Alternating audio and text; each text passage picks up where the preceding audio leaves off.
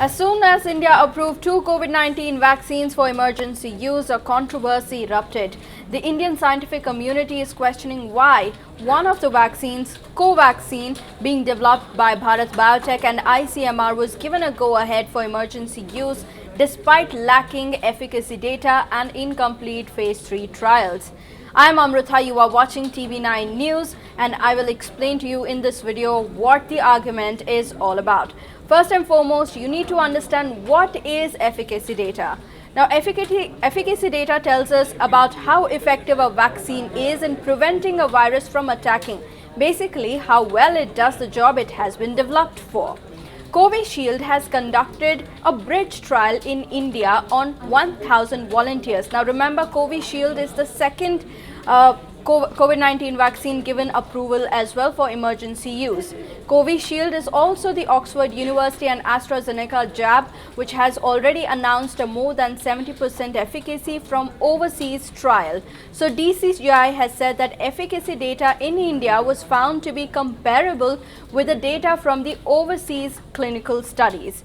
So overseas data is based on more than 26,000 volunteers.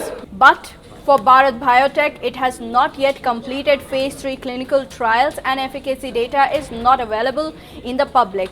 It is only conducting the trials here in India, hence there is no overseas data to rely upon as well. Now, without this data, experts have questioned not essentially the vaccine itself, but the regulatory process which approved the vaccine.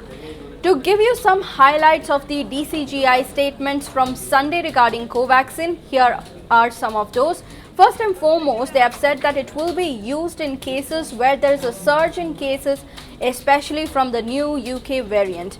But vaccinations are not treatment. DCGI has said that Covaxin will also be effective against tackling the new UK variant, but there is again no data to back it up.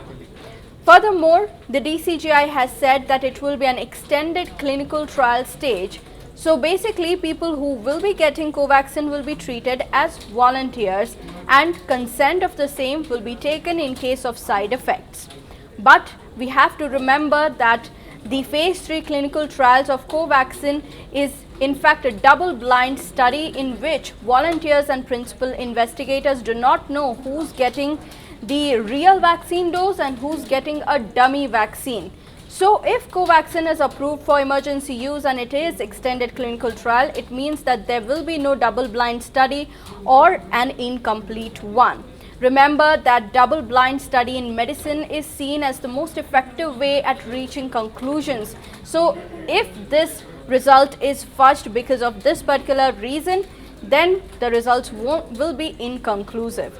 Moreover, the third and the most important point is that the AIIMS director, Dr. Randeep Guleria, said that there are also doubts on the efficacy of the serum AstraZeneca vaccine. Pointing doubts on a vaccine which has been cleared by the DCGI is once again a concerning matter.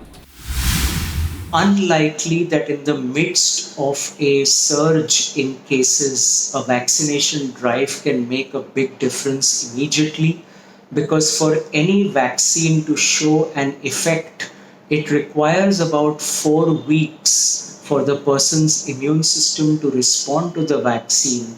And we already know that the 2 doses of the vaccines are given about 3 to 4 weeks apart. So this would probably be a very unique situation in which before a clinical trial is completed and the efficacy from the clinical trial has been obtained, that we would be doing an extended arm of the clinical trial where we would not be using any placebos. So placebos are basically injections that do not contain the active viral components and hence are just like taking a sugar pill in a drug trial.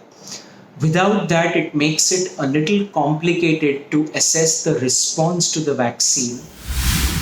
You can leave your thoughts in the comment section down below. Also like, share and subscribe to TV9 News. Thank you for watching.